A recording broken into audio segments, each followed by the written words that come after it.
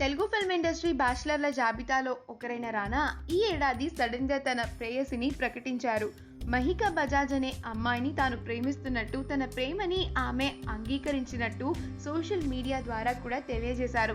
ఆ వెంటనే రోకా వేడుక, నిశ్చితార్థం, పెళ్లి ముహూర్తం ఇలా చకచక జరిగిపోయాయి.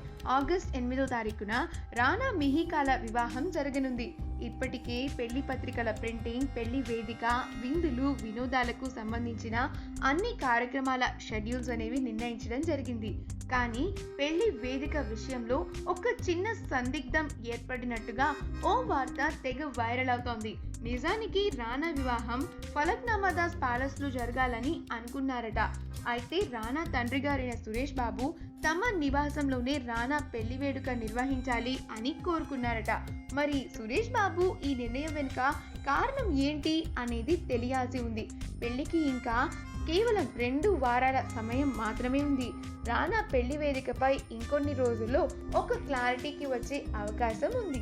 ఈ వీడియో కనుక మీకు నచ్చినట్లయితే మీ అభిప్రాయాన్ని కమెంట్స్ ద్వారా మాకు తెలియజేయండి. మా ఛానల్ని సబ్స్క్రైబ్ చేయటం మర్చిపోకండి.